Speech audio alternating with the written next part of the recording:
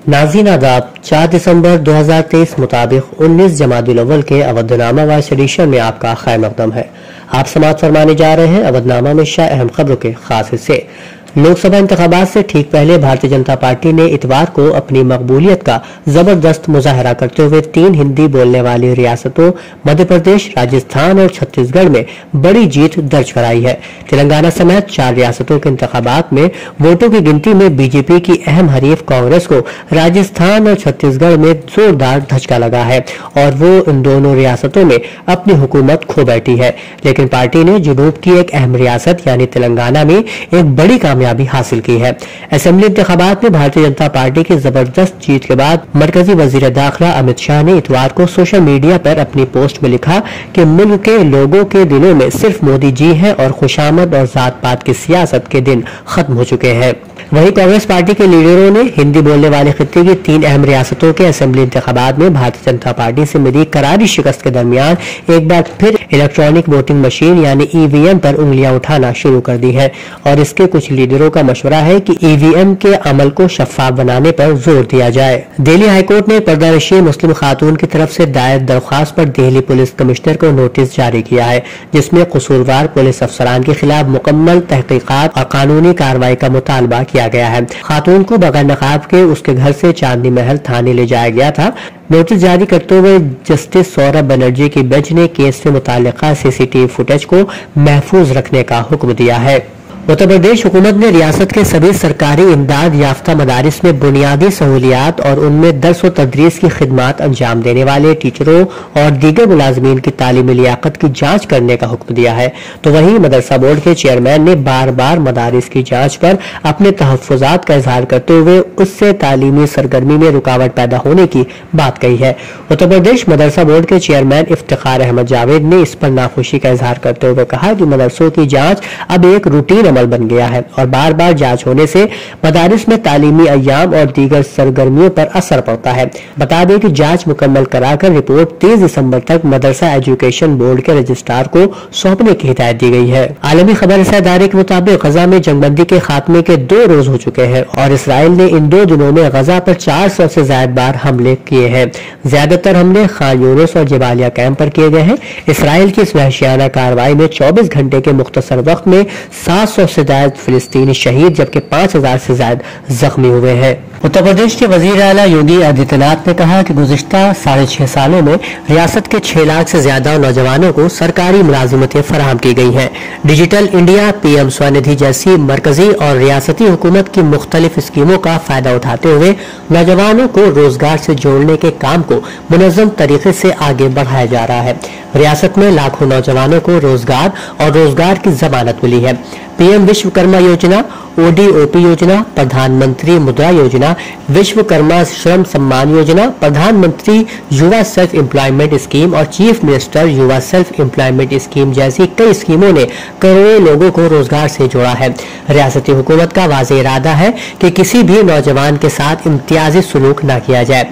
वज़ीर आला लोक भवन में मिशन रोजगार के तहत मुनसिफाना और शफाफ भर्ती के अमल के जरिए चुने गए नमामि गंगे और देही वाटर सप्लाई डिपार्टमेंट के 242 असिस्टेंट बोर्डिंग टेक्नीशियंस के तकरीरी खतूत की तकसीम के प्रोग्राम में अपने ख्यालात का इजहार कर रहे थे। लखनऊ के निराला नगर के माधव एडिटोरियम सरस्वती कुंज में भावराव देवव्रत सेवा ट्रस्ट के ज़ेर एहतमाम नौजवान मुसन्निफीन के लिए 29वें पंडित प्रताप नारायण मिश्रा मेमोरियल से खिताब करते हुए प्रोग्राम के मेहमान खुसूसी नायब वजीर आला केशव प्रसाद मौर्य ने कहा कि अगर किसी मुल्क के शहरी और माशरा अदब और उसके अदीबों का एहतराम नहीं करेंगे तो वो मुल्क अपनी रिवायात को ज्यादा देर तक जिंदा नहीं रख सकेगा।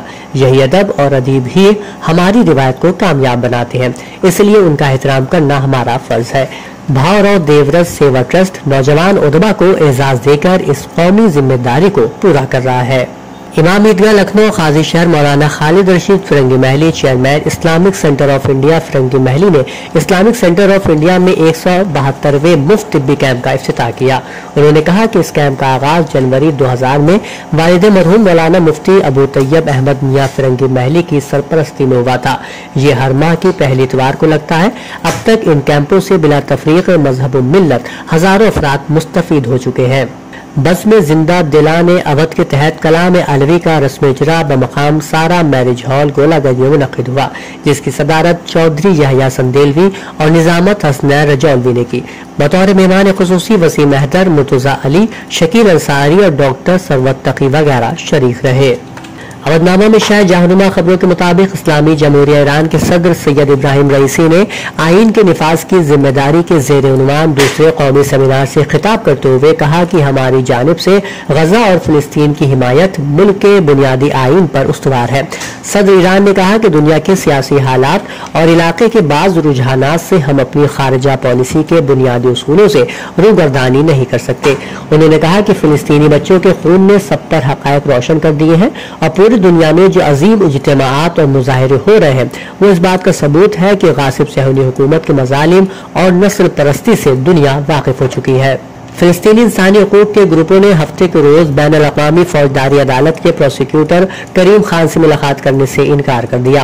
فلسطینی اداروں نے ان پر فلسطینیوں اور اسرائیلیوں کے درمیان انسانی حقوق کی خلاف ورزیوں کے باہمی الزامات کے ساتھ غیر مساوی سلوک کرنے کا الزام لگایا ہے۔ اقوام متحدہ نے ممالک سے بحیرہ انڈمان میں سمندری سفر کے لیے غیر محفوظ 2 کشتیوں میں پھنسے سینکڑوں روہنگیا شہریوں کو بچانے کا مطالبہ کیا ہے۔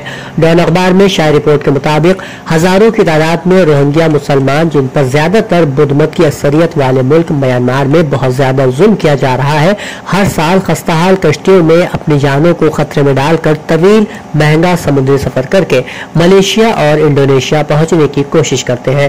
اقوام متحدہ کی پناہ گزینوں کے ادارے UNHCR نے قریبی ممالک سے مطالبہ کیا ہے کہ وہ ہلاکتوں کے خطرے سے دوچار روہنگیا کے سینکڑوں شہریوں کو بچانے کے لیے فوری طور پر ریسکیو اینڈ سرچ آپریشن کے لیے اپنی پوری صلاحیت کو استعمال کریں۔ فلپائن کے شہری موراوی کے ایک یونیورسٹی میں قائم کیتھولک چرچ میں ہونے والے بم دھماکے میں 4 افراد ہلاک اور 50 سے زائد زخمی ہو گئے۔ ہلاک اور زخمی ہونے والوں میں خواتین اور بچے بھی شامل ہیں۔ زخمیوں میں سے 10 سے زائد کی حالت نازک ہونے کے سبب ہلاکتوں میں اضافے کا خدشہ ظاہر کیا جا رہا ہے۔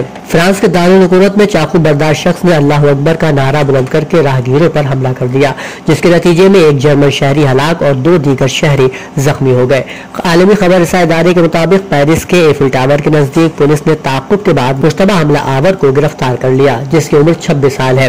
حملہ آور کی ذہنی حالت درست نہیں ہے اور 2016 میں بھی اسی طرح کے ایک حملے کی منصوبہ بندی کے الزام میں 4 سال کی سزا کاٹ چکا ہے۔ اودھ نامہ میں شائع مضامین کو مکمل طور پر پڑھنے کے لیے اودھ نامہ کی ویب سائٹ www.avodhnama.com پر وزٹ کریں اور ای پیپر پر کلک کریں۔